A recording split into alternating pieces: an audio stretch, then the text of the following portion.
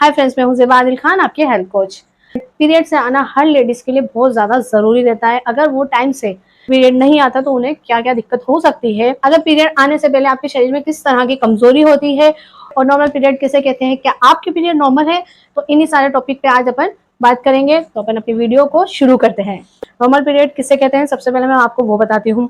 मैंने normal period के 3 से 4 पॉइंट में उसको डिवाइड किया है, जिसे आपको समझने में आसानी रहेगी। सबसे पहला टॉपिक रहेगा अपना पीरियड कितने दिन में आना चाहिए। सेकंड है में कितने दिन तक ब्लडिंग होनी चाहिए। थर्ड है पीरियड में कितनी ब्लडिंग होनी चाहिए। फोर्थ है पीरियड में जो दर्द होता है क्या वो दर्द क्या नॉर्मल है।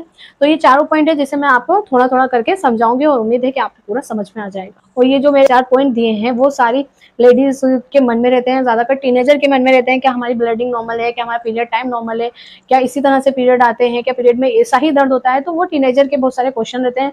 तो उम्मीद है कि आपको इन सारे सवालों के जवाब इस वीडियो में जरूर मिलेंगे। सबसे पहला आता है पीरियड कितने दिन में आना चाहिए।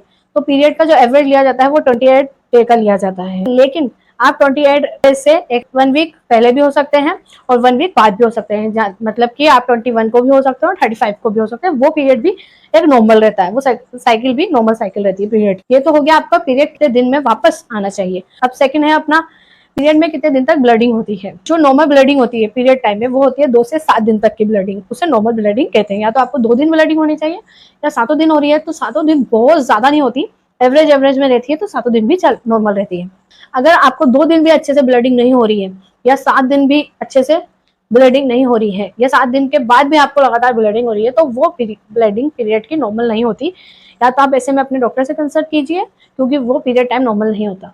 पीरियड टाइम में ब्लडिंग आना जरूरी है, पर ज्यादा ब्लडिंग आना वो भी जरूरी नहीं है। थर्ड पॉइंट आएगा अपने पीरियड में कितनी ब्लडिंग होनी चाहिए। अगर किसी लेडीज को 5 से 80 ml तक ब्लडिंग हो रही है तो वो ब्लडिंग नॉर्मल कहलाती है, पर पीरियड टाइम की ब्लडिंग को नापना नॉर्मल नहीं है। तो आप उसको इस एवरेज से आप अंदाजा लगा सकते हैं। अगर किसी लेडीज को 3 से 4 घंटे में बार बार और रात में भी वो बार बार पीरियड चेंज कर रही है तो वो ब्लडिंग नॉर्मल नहीं है। तो ज्यादा 80 ml से भी ज्यादा ब्लडिंग हो रही है तो आप इससे ऐसे उसमें भी आप अपने डॉक्टर से सलाह ले सकते हैं। लास्ट टॉपिक अपना पीरियड में जो दर्द होता है क्या वो दर्द नॉर्मल है। आपको उस दर्द को सिना दर्द को सहन करना चाहिए, या दर्द की एक लिमिट होती है, उतने इस लिमिट को आपको सहन करना चाहिए। ये के टाइम क्या होता है, दर्द तो सब लेडीज को होता है, टीनेजर को भी होता है और लेडीज को भी होता है, किसी को ज्यादा और किसी को कम होता है।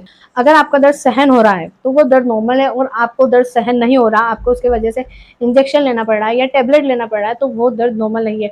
हो सकता है ऐसा दर्द आपको एक मंथ में फर्स्ट टाइम हो जाए, पर हर मंथ आपको ऐसा दर्द होता है तो वो दर्द नॉर्मल नहीं है। तो आप ऐसे में आप अपने गायनोलॉजिस्ट से जरूर कंसल्ट कीजिए। अगर किसी भी लेडीज को टाइम से पीरियड नहीं आता तो उसके अंदर कहीं सारी बीमारियां लग जाती है। उसको हार्मोन की दिक्कत, पीसीओडी, पीरियड एक मंथ आ रहा है, सेकंड मंथ नहीं आ रहा तो वो पीसीओडी हो जाती है।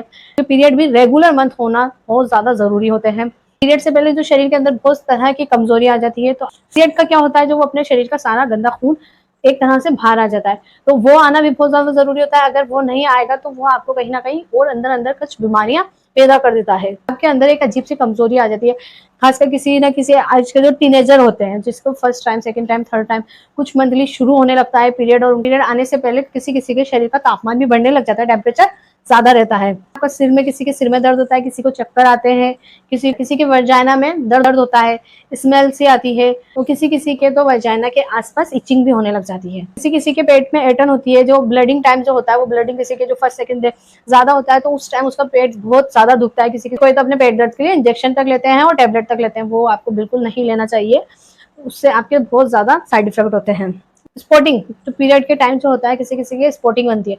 स्पॉटिंग से मतलब होता है कि उनको हल्के हल्के, उनका पीरियड का टाइम आ चुका है पर उनको ब्लडिंग अच्छे से नहीं होती, हल्का हल्का ब्राउन सा या हल्का हल्का रेड पिंक सा हल्के हल्के ब्लड आता है, छोटे छोटे से ब्राउन या पिंक कलर के जो ब्लीटे दिखते हैं, इसे इम्प्लांट कहते हैं। ये जो पीरियड का टाइम रहता है ये सब पीरियड में वीकनेस होती है, और इनमें आप अपना टेबलेट यूज करना या इंसुलिन लेना वो आपके लिए अच्छा नहीं है। आप इनको थोड़ा फेस कीजिए, इन दर्द को धीरे धीरे धीरे, जब आपका टीनेजर से एज बढ़ेगी तो आपके रेगुलर में होने लग जाएंगे तो ये नॉर्मल हो जाएंगे। इस टाइम थोड़ा सा अपना डाइट को अच्छा रखिए, थोड़ा योगा कीजिए, थोड़ी एक्सरसाइज कीजिए तो आप नॉर्मल रहेंगे। गर्म पानी पीना, तो ये सारी चीजें। आप ज्यादा से ज्यादा पेट दुखे तो आप गर्म पानी की थैली जो सिकाई की होती है वो सिकाई कर लीजिए, पर टेबलेट को यूज ना कीजिएगा। ये पीरियड के कुछ ऐसे सवाल थे जो सभी लेडीज के मन में होते हैं। अगर उम्मीद है मुझे कि आपको आपके सारे सवालों के जवाब मिल गए होंगे। अगर आपको लगता है कि आपका पीरियड नॉर्मल नहीं है तो आप अपने डॉक्टर से जरूर कंसल्ट कीजिए। वीडियो अच्छी लगी हो तो प्लीज लाइक एंड सब्सक्राइब जरूर कीजिएगा, और आपको कुछ भी पूछना है तो प्लीज कमेंट सेक्शन में आप अपने क्वेश्चन को लिख सकते हैं। Thank you so much.